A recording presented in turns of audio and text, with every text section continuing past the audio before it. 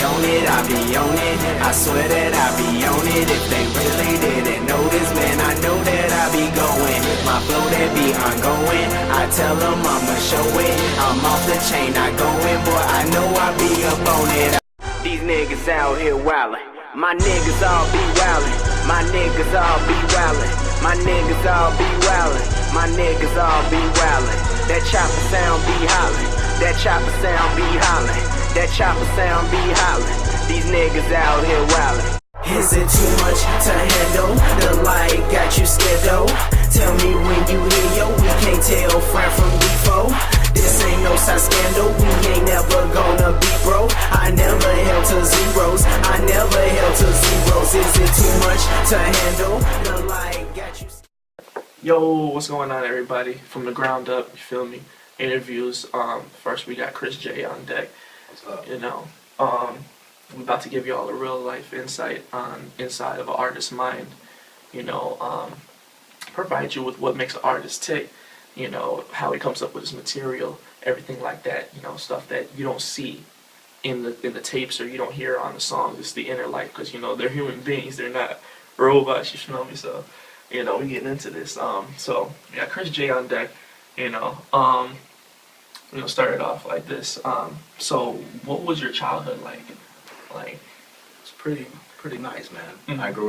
I was born out west, in Chicago. Mm-hmm. We moved to out south when I was around like 5. Cool. Then came up north around the age of 15, Mm-hmm. and I've been up here ever since. So y'all can find me up north, in the North Pole. well, you know, but since you've been all over the place, though, like, how do you feel like that's affected your music in a certain way? That you know, that your diversity in being in several different hoods at one time, or at different times, you feel like that made you more of an artist, like of who you are, or?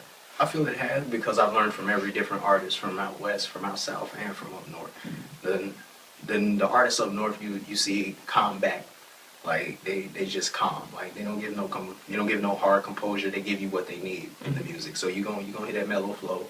Out west you get that tempo, get that hard music, and out south you get that gritty hard music. So right, yeah. I formed around all forms and placed it into me. That's cool. That's cool. So what made you start writing music? What made you start rapping? What was it? Well, I first started off in choir. I was singing at first. Grandma had me singing and shit. So, I mean, after choir at the age of 12, I said I'm gonna stop singing. And then I was like, hey, let's start this rapping stuff. I was looking at people on MTV. I was like, okay. When 50 Cent era came in, I was like, let me sit down and try to write some songs and stuff. And then I taught myself how to rap, freestyle. I was freestyling with my uncle, man. We used to do this nonstop shit. Like, it was just crazy. Nice. So after that, I really took it serious. Really took it serious when I came up north. After my like sophomore year in high school. Like, that's when I dropped my first mixtape when I was a junior. So ever since then, I just been going crazy. Cool. That's what's up. How many mixtapes do you have, like, total? In total with my team, 9. 9. Nice. And then you gonna have more on the way. When's your next one coming out? My next one's scheduled for mid-February, late August. And where can you get that at? You can get that on Dat Piff. Dat Piff official. You can search me up as Chriz J, CHRIZ space J. Or you can get it off From the Ground Up, because it's gonna be on there. But you know, aside from all that, now when you name your mixtapes, is there something behind that, or is it just random naming? You have a reason for naming what you name it? Well, I sit there and think of the concept. Like, for my third mixtape, I felt like that was when I was in my senior year. So I was like, man, I'm actually living these dreams.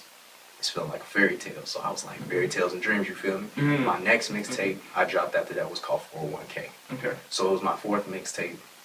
And it pulled out 1,000 views. So that's what the 4 and the 1 made. So I like that. My fifth one, the Boone mixtape. I am an alumni from Boone Elementary School. Okay. So it meant something to me to make a mixtape about that. But the meaning to it is breaking out of your naive element. So I'm grown up now, so I gotta break out of that little form of a kid and go into manhood. You feel me? Butterfly ass niggas out there. So, you know, out the caterpillar stage, you know, you breaking out, that makes a lot of sense. Another thing, when you do your music, do you do you write first and then find a beat for it, or do you have a beat and you write to it? Well, Or is it something different? about me, I go searching. Mhm. I go searching. If I like a freestyle, like I'll freestyle any song. Mhm. And when I like that, then I'll sit there and take more time into it and try to develop it into a song. Mhm. If it cannot form into like the format that I use, like hook, verse, Mhm. or verse, hook, Mhm. then I can't do it. I won't use that beat. I'll Okay. keep searching. Okay. Cool. I mean, do you ever have like tracks where it's just just a verse, no hook at all? Or? I think I just made on one last night. Ah. But yeah, I try to get. You can't share that? Huh? You can't share that? Not yet. Y'all gonna get that. Y'all gonna get that on the next. Y'all gotta mixtape. wait. This is platinum artists here. Y'all gotta wait for this. Sorry for the wait. But yeah, I tried to move out that development stage after my second mixtape because I was just doing nothing but verses and just spitting. Like I was getting too old for that. Right. I ain't twist over here. I ain't spitting Bible verses. Now that brings me to like diversity though. Are you diverse with your music? Is it all settling in one type of thing? Do you mix it up with different styles about different subjects? What's that all about? Well, most of my songs I try to tell stories. Mhm. Like I'm gonna drop a new song, and it's called "Can't Believe This." Mhm. That story is all about me coming into a situation where I'm getting jumped Mhm. and getting held up for hostage. Mhm. So as I performed this song to other people, they were like, "Did this really happen to you?" Like, That's how real you bring yeah, it. that's the lyrics. They made them feel like it was actually happening, like Combat 101. Like I'm Right. hitting it, like I'm actually spitting. Like I got tied up. Like I'm thinking of a plan. Dudes punching me in the face, taking my money all out of my pockets. My dudes are not here. On some Warren G. regulate shit. But I try to make concepts behind my stuff. Like I said, I got too many styles. I try to formulate around. Mhm. So I'll sit there and be like, what is this song gonna be about? Do I need a party anthem? Do I need a flashy hook? Do I need to do something just to get people's attention? Like it's gonna all come down to when they gonna listen to it, you feel me? But it's just I need to formulate all my tapes together with nice song compound. Everybody needs something to listen to. So do you stress over that? Like, is there times where you just can't get it together and you like, man, fuck, man, like like it should take too long. You think it'll be simple, turns difficult. How do you copy that? How do you handle that? I mean, when I say say if I was on Facebook right now and I'd be like, okay, my mixtape coming out, this and blah blah when, and then I say I have to delay it. You feel me? I didn't scrap the whole thing when I said that. I didn't scrap the whole thing. Like I don't like the melody because when I finish songs, I'll keep practicing before I head into the studio. See how it feels like, and if I find a new beat, which song do I replace it with? All right, you gotta live with it. Yeah. You gotta live with it. I think that's real important because it's kind of like a haircut in a way. Yeah. You got, of course, your overall thing. You got the fro all wild and shit, and they just peel off the main shit. But then they get real detailed with it. You switch up tools. You get real precise down to the nitty gritty until it looks perfect. Because if it ain't perfect, you don't tip them niggas. You say fuck you. I'm going to a different barbershop. Because you gotta look at it. And you're performing these songs to people in the live, and you gotta be like, okay, what am I? How would they feel? Like I've performed at rock shows and stuff like that.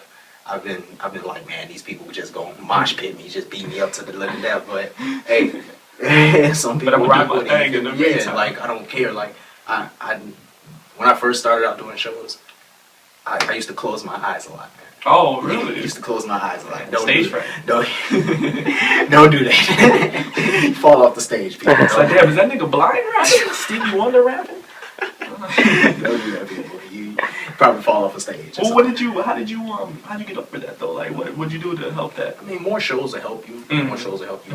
When you have like teammates come in and practice with you, like my teammate, the bandman, he helps me practice on certain songs and stuff. Like we ad-lib a lot of stuff together so we can know where we come in, which precise line he's gonna say, what movement he's gonna do, so we won't clash into each other.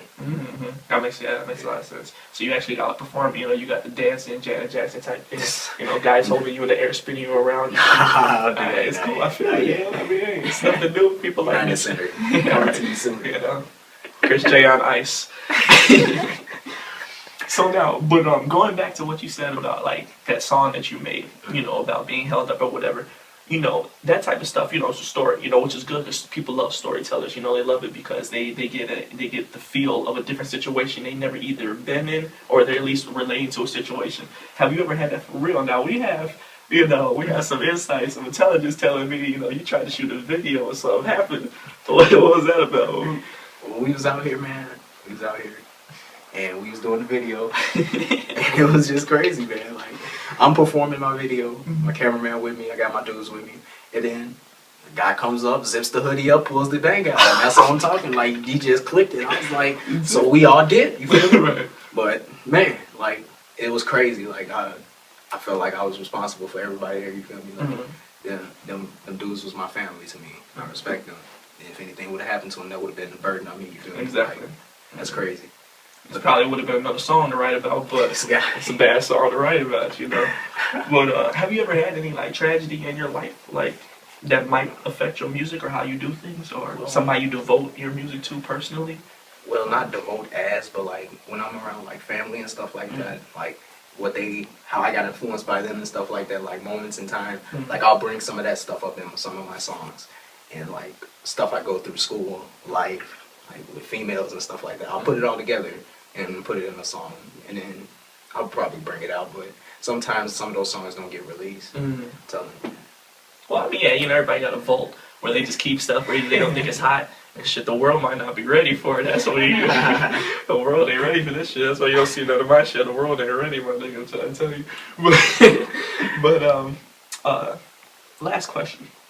If you were to be approached by many labels, let's just say you approached by all labels, which one would you sign with and why? Or would you rather stay independent and say fuck the mainstream? Well, as an independent artist right now, the money is there. You just have to find the shows because that's where your income comes from. The shows, how you get like the apparel, the clothes, like the clothing line. You have to get that all down and packed. That's how I feel right now. Like, I'm signed to a performance label right now, Oh Hell Yeah Records. Okay. So I'm signed to them as a promoter type artist. Like, they promote me. Cool. And they're trying to get me to the point where I'm off my feet to fly off, be alone. And I thank them for that. My CEO, Dean. He's in Australia right now. Oh yeah, big moves. He's in right now he's in Japan.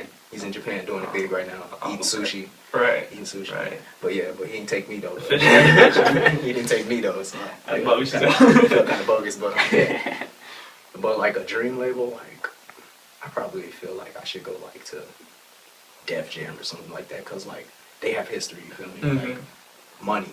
Like they know how to work around the artists and get more stuff around them. Like get more.